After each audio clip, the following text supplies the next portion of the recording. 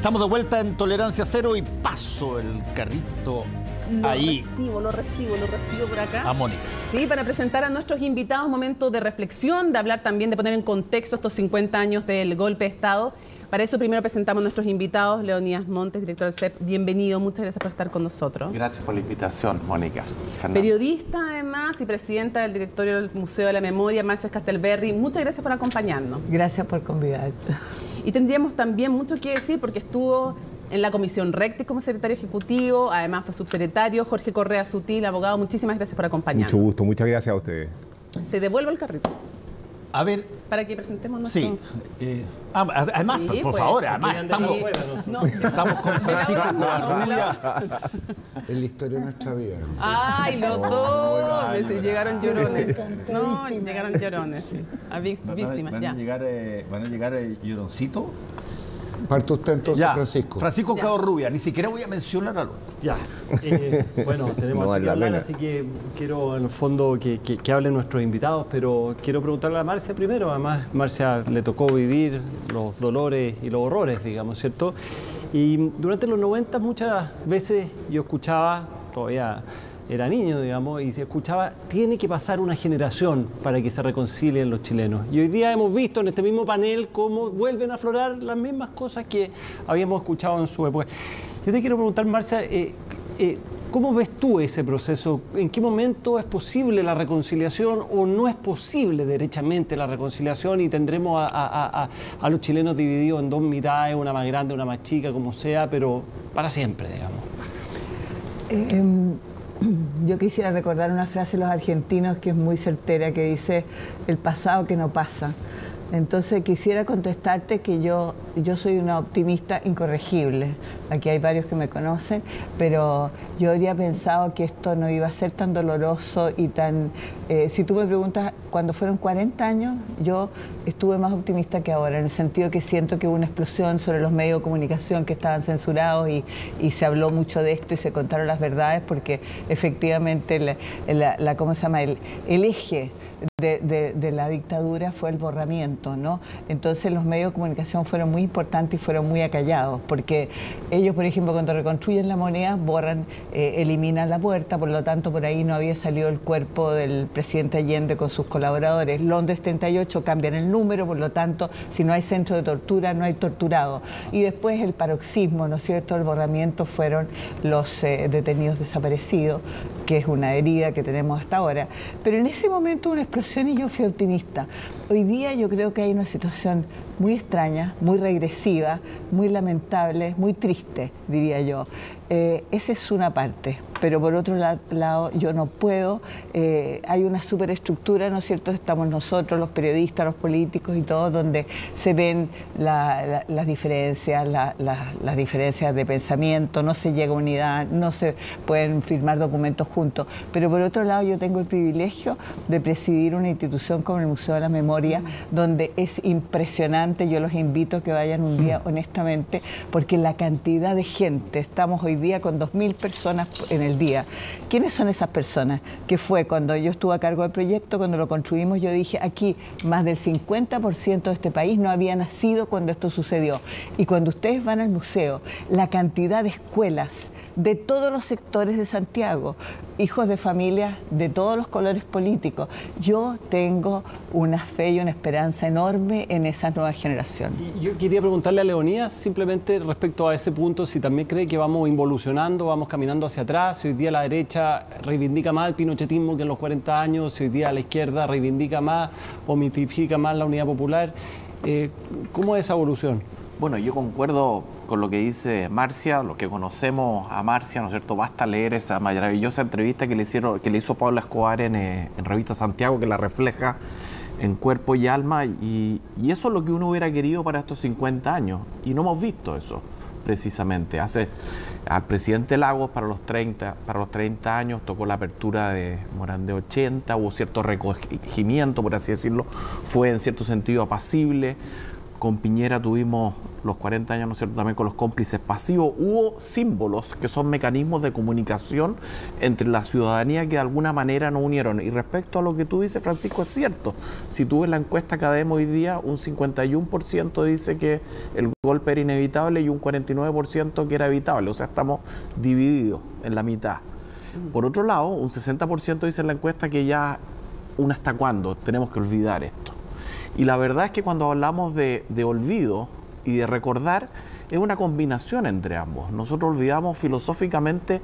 Para olvidar necesitamos recordar y para recordar también necesitamos olvidar. No podemos seguir en los extremos, no podemos seguir culpando, buscando responsables. Por eso la actitud de Marcia, uno lee el libro La búsqueda de Cristóbal Jimeno, la experiencia de Javier Apará, son experiencias que uno hubiera querido recuperar a los 50 años y preguntarnos, bueno, ¿hasta cuándo vamos a seguir con esta separación, que a lo mejor es una separación más política, porque da la sensación de que también lo que quisiera la mayoría de los chilenos es como decir, oye, pasemos el 11 ya?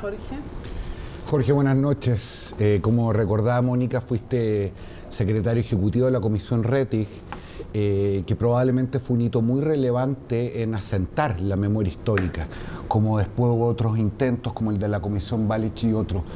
En tu experiencia, ¿cuánto de regresivo hay hoy día en la construcción de esa memoria histórica? ¿Cuánto hay de, ni siquiera negar los hechos, pero intentar contextualizarlos o restarle la gravedad que estos tuvieron en lo que parece, por lo que le escuchamos a Marcia y a Leonía, de que la celebración o la conmemoración más bien de los 50 años estamos peor de lo que estábamos en los 40 o en los 30? Yo creo que la política, Jorge, está muy áspera y esa aspereza de la política ha hecho que, yo diría, dejemos más solas a las víctimas de lo que estuvieron por muchos años. Yo tengo la impresión de que Elwin acogió a las víctimas, bailaron en el Estadio Nacional, estuvieron presentes en sus primeros proyectos, que fue la Comisión Rettig. Y yo diría, el país ha ido abandonando ese recuerdo, esa capacidad de sentir con ellos, de condolerse con ellos. Y afortunadamente tenemos este plan de búsqueda respecto de los detenidos desaparecidos, que creo que es un gesto que renueva la compasión con las víctimas. Pero yo no creo que este sea un país carente de reconciliación. Yo creo que este país es un país que es cierto que ha discutido mucho en el último tiempo respecto del 11, sus condiciones, se ha escrito mucho y se ha escrito muy bien. Yo creo que se ha discutido mucho respecto de la dictadura, pero no creo que sea un país dividido en torno al pinochetismo y Allende. No me parece. Hemos discutido mucho sobre eso, pero no estamos divididos sobre eso. No tenemos una dificultad irreconciliable respecto de eso. No estamos enfrentados respecto de eso.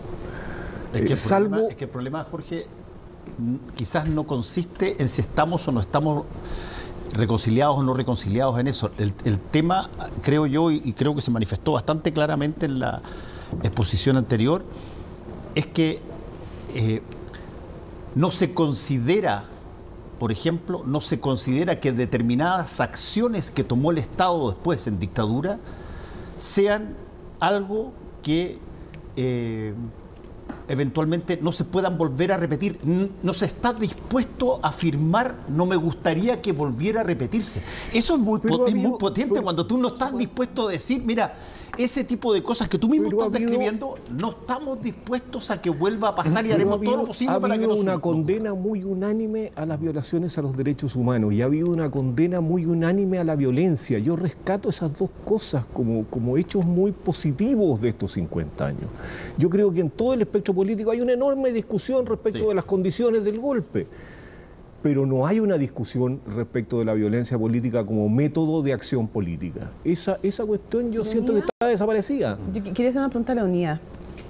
Fue porque cuando hablamos de la misma encuesta de la Academ, también hay un cuadro que de alguna manera me da, a mí por lo menos me da esperanza, y dice que, quiero ser súper fiel al porcentaje que trae, dice el 95% de los encuestados dice que es importante que todos los políticos de izquierda y derecha se comprometan con la democracia y el respeto a los derechos humanos. Y yo quiero preguntarte si crees que fue un error de parte de Chile Vamos no adherir a una declaración a la que sí adhirió el expresidente Sebastián Piñera? Mira, yo creo que eso refleja la realidad y que la polarización que vivimos hoy es más política que la ciudadanía. Eso refleja lo que piensan los chilenos, ¿no es cierto? Hoy día lo que estamos viviendo es una polarización política muy fuerte, donde las desconfianzas, donde los dos polos, tanto de la izquierda más radical como la derecha más radical, están contrariados y contrariándose no solo como adversarios, sino como en la lógica de los amigos y enemigos. Estamos en esa. Ahora, si fue un error político o no, pucha, es difícil porque hay desconfianza. Hay desconfianza. O sea, si tú lo piensas desde esa perspectiva, nadie se atreve a lo mejor políticamente, a presentarse a un evento de esa naturaleza sin tener garantías de que va a ser los 4 puntos. Yo creo que todos están dispuestos a firmarlo, ¿no? Yo lo leí y era bastante básico, era de alguna manera algo que todos estaríamos de acuerdo, pero estamos en la lógica de que tienen que hacer un acuerdo, firmar otro por acá, que a la ciudadanía yo tampoco eso creo que le interese mucho. Es lo mismo que tener una excusa para no firmar. Claro. Y firman otro por allá, mañana va a salir otra cosa, creo que dijeron del Partido Socialista. ¿Te fijas? Entonces esas firmas yo creo que son simbólicas, sin duda, pero hoy día está el nivel de la desconfianza de la polarización política, que no es la ciudadanía. Yo digo acá, lo que hay es que estamos en los vértices opuestos. Marcia, a propósito de la pregunta que le hacía Francisco, mucho se escucha en los debates públicos y políticos por la necesidad de superar este momento, de mirar hacia el futuro. No solamente por tu vivencia personal, sino que por tu experiencia muy ligada a los temas de la memoria. A ratos pareciera que la memoria es una cuestión que incomoda no solamente a la derecha, en la parte más dura de la brutalidad de la dictadura, sino que también hay una parte de la memoria que incomoda a un cierto sector de la izquierda a propósito de la experiencia de la Unidad Popular. ¿Es posible mirar hacia el futuro? ¿Es posible cerrar una etapa sin que cada sector político resuelva bien esa parte de su historia? Yo te decía que, independiente que estoy muy decepcionada con lo que está pasando hoy día, con esa tensión horrorosa que tenemos, yo te decía que yo soy optimista porque yo pienso que en Chile tenemos una historia de encuentros, de desencuentros, pero también de encuentros. Primero hay que acordarse cómo salimos de la dictadura y que fue una cosa maravillosa, lo hemos recordado mucho, y también es bonito recordar las cosas bonitas, lo que hicimos en este país. Bueno, de tantos años donde se hicieron tantas cosas. Después, cada uno de nosotros, yo estoy mirando todo este grupo y todos tenemos experiencias de trabajo colectivo con gente que piensa muy distinto. Yo, de hecho, con Leonidas trabajé mucho tiempo, con Fernando, con la Mónica. Y si ustedes piensan, incluso después del estallido, te fijas cuando se veían las cosas, pero en el peor momento hubo una conversación, un entendimiento, donde quiero señalar también que estuvo el presidente Boris contra viento y marea, y yo creo que esos gestos hay que relevarlos, como el caso de Sebastián Piñera ahora firmando, que yo creo que es un acto de valor, que yo celebro mucho, pero yo... Por eso es que pienso, yo trabajo en el sector más álgido de esto. Yo estoy a lo mejor no tienen muchas noticias mías porque de eso se trata también, no estar dando demasiadas noticias espeluznantes, pero yo trabajo en un directorio de 15 personas. Fue elegida por unanimidad de ellos, reconozco, y eso te da un gran respaldo, pero no crean que los temas que se discuten ahí, los temas de memoria y todo, son tranquilitos y tenemos enormes discrepancias, pero a mí me gusta mucho discutir las discrepancias porque encuentro que al final uno llega a consenso. Y fíjate que si ustedes piensan desde que se funde el museo, que es hace ya 13 años o 14 años, no hemos tenido ninguna crisis en ese sentido. Marcia, me llamó la atención lo que dijiste, que valorabas el gesto del expresidente Sebastián Piñera. Y quisiera preguntarte que profundizaras un poquito en eso, porque dijiste es un gesto de valor. Me gustaría que dijeras por qué crees que es un gesto de valor, porque además nos hemos pasado este tiempo escuchando a una élite, probablemente tiene razón lo que dice Leonidas, desconectada un poco de la gente, sus preocupaciones en medio de las inundaciones, por ejemplo, y poco reconociéndole al otro cuando hace gestos. Por eso te hago la pregunta. ¿Por qué es un gesto de valor? ¿Por qué lo valora? Es que yo tengo la mala costumbre de que, no sé de dónde me viene, pero sí soy capaz, quizás por ser periodista también, ¿no es cierto? Nosotros estamos acostumbrados a mirar las dos partes y lo que viene y todo. Yo en ese sentido espero seguir siendo como soy, como me criaron y como pienso, que es no arrepentirme de la mezquindad, porque aquí también se callan muchas cosas. O sea, está de moda, ¿no es cierto?, una persona, entonces hay que encontrarle todo bien, te fijas, y tú no puedes... En el caso de Sebastián Piñera, por eso te digo, yo puedo discrepar en todas sus políticas, pero realmente reconozco, por ejemplo, en el caso del museo, él jamás nos quitó presupuesto. Podrían habernos presionado en ese sentido, yo lo digo.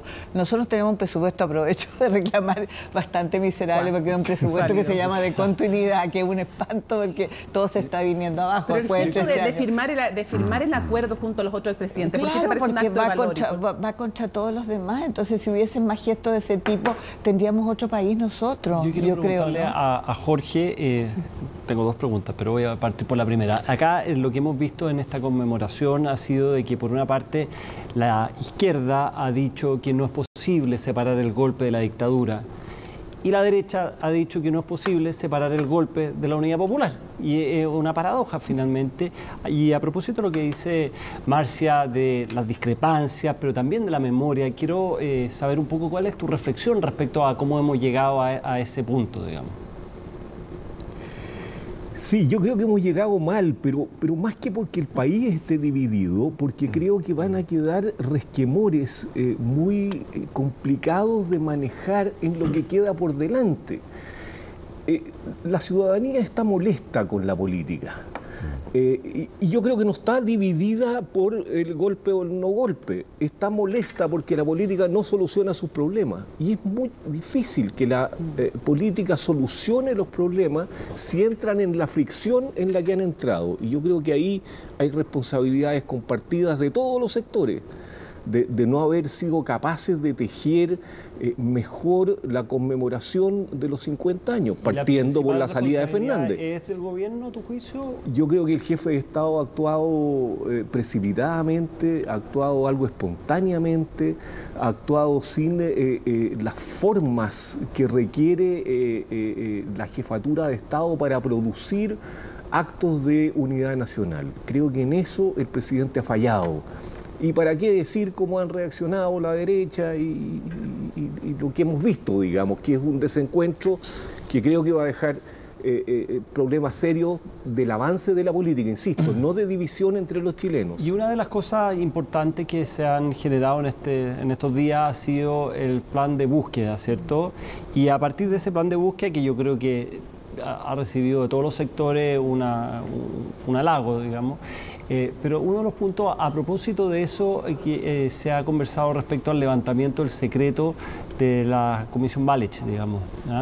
Quiero preguntarte cuál es tu opinión respecto a eso. Ya acá mismo Carolina Toá aclaró de que el levantamiento del secreto sería siempre con el beneplácito de las personas, digamos, involucradas. Pero ¿a ti te parece que eso ya ha llegado el momento, que eso contraviene lo que fue el espíritu, etcétera? Me parece que se ha logrado una buena fórmula. Las personas declararon bajo reserva y se les dijo que se le iba a mantener el secreto 50 años. Entonces contaron historias que a lo mejor no habrían contado de manera contraria, digamos. Violaciones, etcétera. Ahora, no se van a abrir los archivos de la Comisión Balich. Lo que se va a hacer es que se va a contactar a las personas para decirle, usted quiere abrirlo. Supongo que se les va a preguntar de buena manera y no presionarlos. Y si la persona dice que sí, bueno, se van a abrir los datos. Yo no sé si van a ser de mucha ayuda para la búsqueda de los detenidos desaparecidos, no lo tengo claro.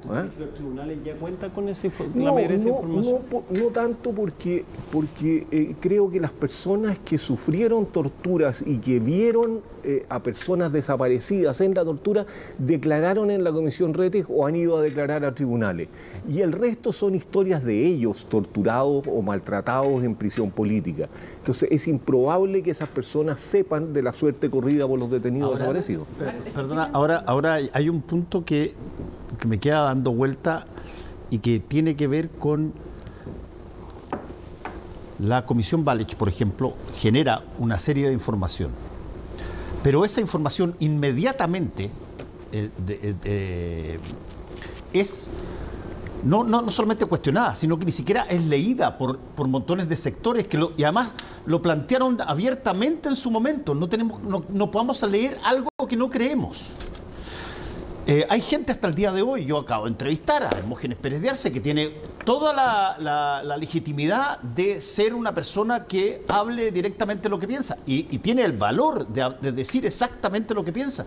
Y él plantea que no solamente en la dictadura no sabían de los detenidos desaparecidos, ni sabían de muchos de los torturados, sino que además todo ese tipo de cosas ocurrieron en un lapso tan pequeño, y lo dice directamente, mira, si solamente en 2 semanas o 3 semanas se produjo la muerte de 3.000 personas y listo, si todo el resto ya no fue así. Desde ese punto de vista, Jorge, tú fuiste parte de esa comisión y entiendes lo que probablemente las otras personas que estaban ahí pensaban sobre todo esto. ¿Cómo puedes armonizar una mínima, pero mínima, historia relativamente común cuando hasta las cosas más elementales que hoy día la gran mayoría de la población te acepta no son tomadas en cuenta por gente que tiene mucho poder y por gente que tiene voz más que la gran mayoría de los chilenos? Yo distinguiría, a mí me parece que Hermógenes Pérez de Arce no representa a una porción importante de este país. Yo creo que se ha terminado... Pero por lo menos honesto intelectualmente para decir esa cosa. Pero se dejó de hablar de presuntos detenidos desaparecidos, se dejó de hablar de enfrentamientos, se dejó de hablar... Esas palabras desaparecieron del léxico, salvo por Hermógenes Pérez de Arce y 2 o 3 más, pero eso desapareció. Otra cosa es la capacidad de compasión de la sociedad chilena. Y yo creo que esa, como en toda sociedad, es baja. Cuando Ariel Dorfman dio su obra La muerte y la doncella a pocos meses de recuperar la democracia, bueno, a las 10 o 15 funciones tuvo que cerrar el teatro porque nadie iba a mirar el dolor. A mí me pasó, siendo secretario de la comisión Rettig, que la gente me decía, oye, qué fantástico lo que están haciendo, que sé yo, pero a los 2 minutos me dejaban al lado porque la fiesta estaba muy entretenida. Ese es un fenómeno distinto al de Hermógenes Pérez de Arce. Yo creo que eso es muy cierto en la sociedad chilena, pero el fenómeno de Hermógenes es bajo. Quería decir algo, después te quiero hacer una pregunta, Marcia. Sobre lo mismo, en realidad, sobre lo que dice Jorge. Estuve en un panel hace 3 días atrás con Peter Kornblut, que vino acá y que fue un programa extraordinario en nuestro canal, pero en fin. Dígalo, aquí siempre damos los créditos. En televisión, que se hizo en el museo. Bueno, creo que estamos hablando de generosidad, también hay que aplicarla en estos temas. Pero mira, Elizabeth Yelina es creo que la mujer que más ha hablado, más tratado el tema de la memoria. Ella tiene la teoría de los 2 demonios, esto de te fijas, de que tiene que ver con lo que se ve hoy día, que sí, Pinochet produjo, digamos, ¿cómo se llama? Allende produjo a Pinochet. No, pero lo que te quiero decir es que ella habla de los silencios. Este Chile como ningún otro, porque cuando uno conoce Argentina, otros países, yo he estado en varios países, estuve recién en Colombia asesorando por un museo de la memoria porque están construyendo muchos museos, así que he viajado mucho. Pero aquí nosotros somos un país de silencio, me incluyo, ¿no es cierto? Hay mucho... Es una cosa, es raro decirlo, pero pudor. Yo les quiero decir, por ejemplo, que a propósito de la Comisión Rettig y de hablar, yo pertenezco a un grupo de presas que antes de que tomaran a Pinochet en Londres, que se llaman de presos, los 14 de Villa Grimaldi, que decidimos romper el hielo y hablar, y decir, atrévanse a hablar, es muy importante hablar, es importante denunciar, y denunciamos y nos querellamos contra Pinochet Contreras por detención ilegal y tortura. Igual decidimos hablar y fue difícil, fue una discusión interesante entre nosotros, porque no son todas las presas, además hay gente, la mayoría de la gente está bien, decidió dar vuelta a la página y es lo más respetable que hay en el mundo, pero nosotros decidimos ir adelante. Ahí fue una discusión interesante porque nosotros las mujeres tenemos menos miedo de la intimidad que los hombres. Nosotros en los campos de concentración, yo les quiero decir, nosotros llegábamos de tortura o de la Villa Grimaldi y hablábamos todo. Hablábamos sobre lo que nos había pasado, a quién habían violado, qué había sucedido, y abrimos en ese sentido una caja de Pandora. Pero igual quedaron mucho silencio, porque yo le decía a alguien que me decía, tú no tienes rencor, y que si yo le decía, cuidado conmigo, porque la tortura, por ejemplo, es una gran humillación.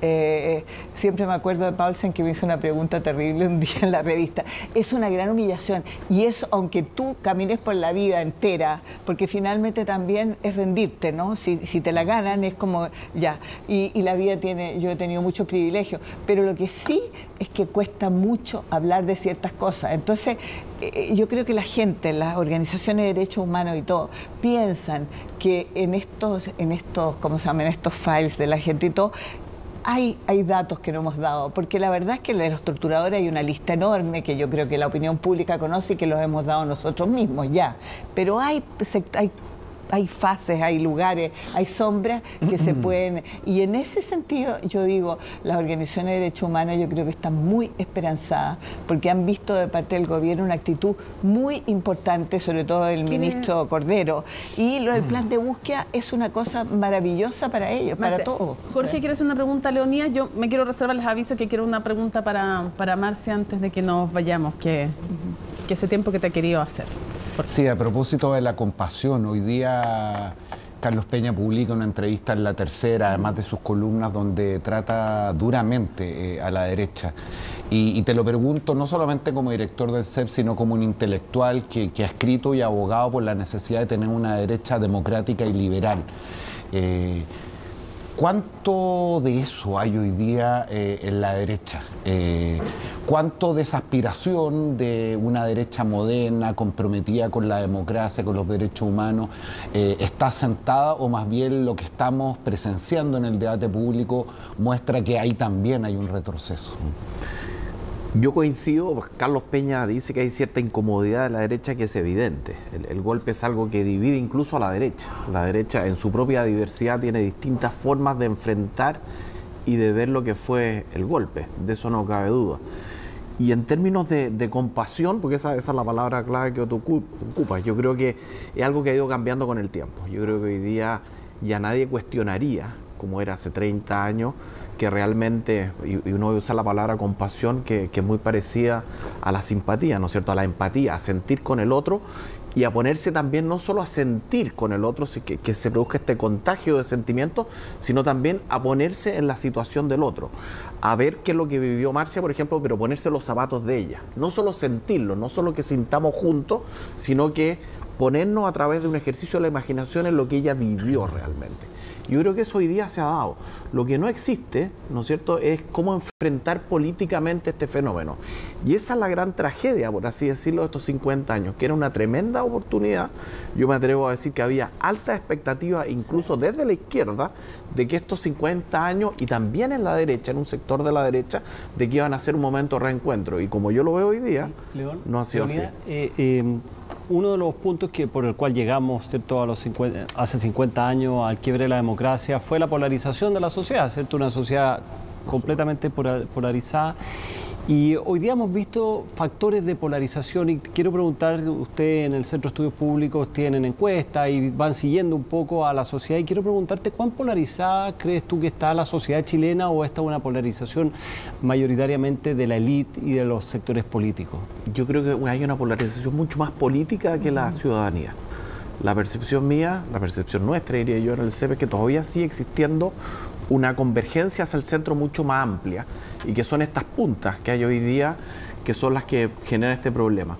Y yo creo que, tomando lo positivo, porque Jorge deslizó el tema de todo lo que se ha escrito en estos 50 años, yo creo que hay que destacar de que por primera vez, y esto es importante, creo que la Sol Serrano dijo, lo intocable se ha hecho tocable. Se está hablando de la unidad popular, se escribe, la complejidad del presidente Allende también ha aparecido, se han publicado muchas cosas sumamente interesantes, el libro de la senadora Allende, el libro de Garretón, el de Daniel Mansuy, por cierto, la búsqueda de Jimeno. Yo creo que eso es súper importante, que en el plano intelectual, pese a todos estos debates que se produjeron en torno a la verdad oficial, etcétera, pero se ha producido cierta efervescencia intelectual de mirar este periodo con una mirada un poquito más abierta. Yo creo que eso hay que destacarlo. Déjame hacerte una pregunta sobre un concepto de psicología social que está muy asociado a esto, que tiene como nombre ceguera voluntaria, que es cuando tú tienes documentos, tienes evidencia, pero sabes que eventualmente si tú los haces tuyo, vas a tener que desmentir parte de tu propia historia y prefieres no verlos. Salen libros, pero ¿quiénes leen esos libros? ¿Qué tanto esos libros empapan la realidad y corrigen la idea falsa de la historia que se ha construido durante mucho tiempo? ¿Y por qué te digo esto? Porque pasa mucho que cuando tú empieza a crisparse o a bipolarse la situación, tú optas por tratar de generar básicamente grupos donde todos piensen relativamente parecido, porque te causa daño la posibilidad de que otro tenga la razón. Y esa situación hoy día la estamos viendo mucho más que en los 40, que en los 30, que en los 20. Y las redes sociales ayudan en eso también. Obvio. Burbujitas Obvio. Sí. El impulso lo tribal, por cierto. Exacto. Tan fuerte. ¿Lo notas eso? Sí. Jorge. Quería hacer una perdón. pregunta a Marcia para que no se me vaya el tiempo. Una es cortita. Se la comé, como sí, dicen los una es italianos. cortita y la otra es más, Sí. pues más compleja. ¿Qué te pasó a ti cuando viste los hechos de violencia hoy día mientras quienes marchaban estaban en una actitud de recogimiento, otros estaban destruyendo un vidrio de la moneda, rayándola, de nuevo atacando el memorial de Jaime Guzmán, también el de Carabinero?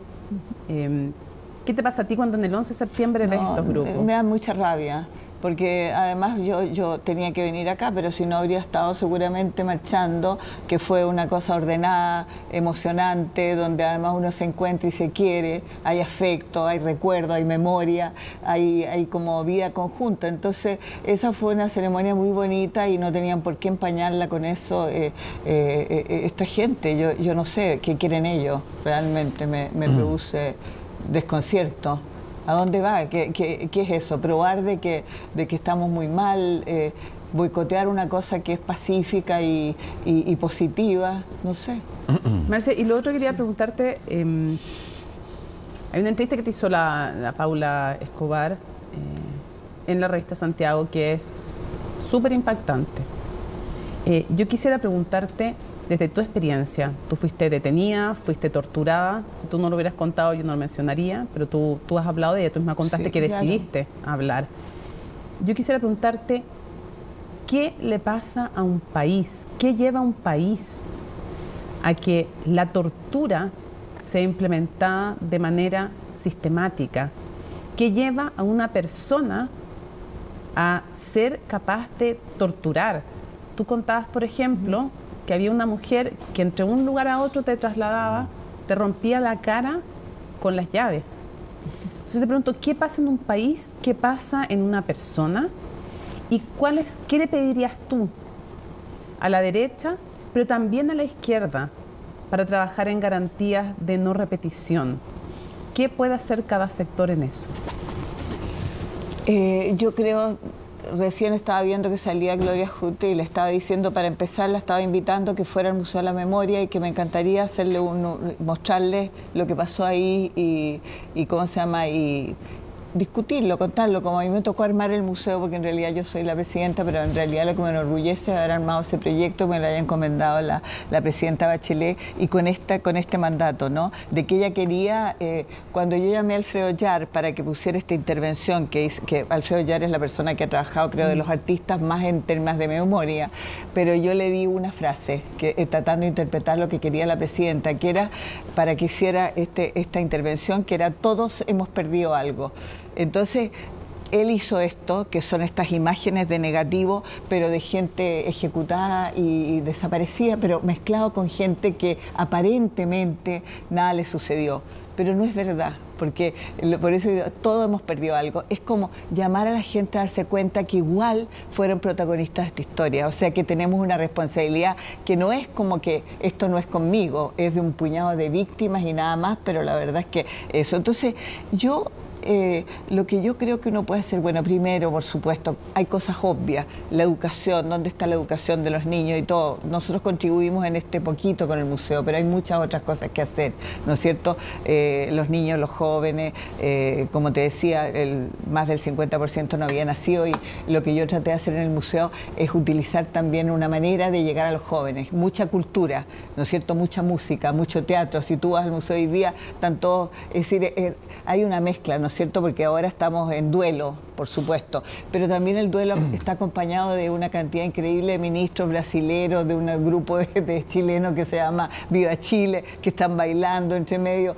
Y también, ¿la izquierda puede hacer algo también para ayudar en la no repetición?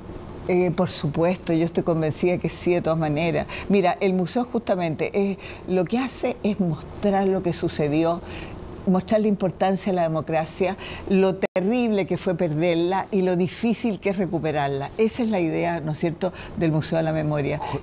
Pero sin verdad, lo que yo te quiero decir es sin verdad y sin justicia. ¿Cómo es posible que hay más de 1000 personas, Jorge me lo puede corroborar, que todavía no son encontradas? O sea, hay gente que yo los he visto a través de la vida, yo no he estado en todo eso, pero somos periodistas y lo conocemos, que todavía están buscando a sus seres queridos. Jorge, te fijas que ahora por eso están llenos de esperanza, ojalá que no se frustren de nuevo con este plan de búsqueda. Como un país, ¿esas 1000 personas son de su familia o son de todo este país? Jorge, es una responsabilidad. Tú levantaste el dedito, Jorge. Sí. No, solo quiero decir de que hemos... o sea, nadie tiene garantizada la no repetición, nunca. Pero hemos avanzado mucho, muchísimo. Esas violaciones a los derechos humanos requieren mucho odio. Mirar al otro no como un ser humano, sino como un enemigo al cual hay que destruir. Nada de eso está presente en la sociedad chilena. Sigamos avanzando, de acuerdo, pero no nos pongamos como si estuviéramos en el punto muerto en el cual tenemos que construir la garantía de no repetición desde cero. No, hemos avanzado muchísimo. En verdad, en justicia, somos el país que más ha avanzado en justicia, de todos los países que han transitado a la democracia, el que más. Y hemos avanzado mucho en reconciliación. Otra cosa es que tengamos una política áspera, insisto, pero no. Pero a propósito de eso, Jorge. Perdón, pero una cosita que quiero agregar, porque por lo que dijo Fernando, de que efectivamente yo estoy de acuerdo que hemos avanzado, pero hay algo que nos falta, que es la compasión. Aquí se ha mencionado. Sí. Es ponerse en el lugar del otro, como decíamos. Y independiente que hayamos avanzado, Jorge, pero hay algo que falta absolutamente. De acuerdo. Y no hemos empezado a conversar todavía. Yo digo, por ejemplo, ¿qué pasa con los hijos nuestros? ¿Qué pasa con los nietos nuestros? O sea, no existen. Las víctimas ya nos ocupamos de nosotros mismos, de los que vienen después. Eso del exilio, lo que pasó con el exilio, este es un país muy dañado, muy triste, fue mucho dolor. Yo te digo, yo les digo solo eso. Yo tuve un exilio fraccionado, por ejemplo, pero ver llegar un día un hijo mío que me dice, mamá, hoy día estoy contento. ¿Y por qué estás contento? Porque los niños me dejaron mirarlo jugar. No. ¿Eso es un dolor?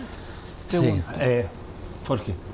Sí, lo que pasa es que Jorge ha repetido varias veces en esta conversación que él siente que el país no está dividido entre la Unidad Popular y los partidarios del golpe. Y Leonidas ha hecho un punto respecto de que él ve mucho más polarizadas a nuestras élites que a los ciudadanos. Sin embargo, por lo mismo, entonces, pareciera haber una responsabilidad mayor en quienes tienen la oportunidad de gobernar.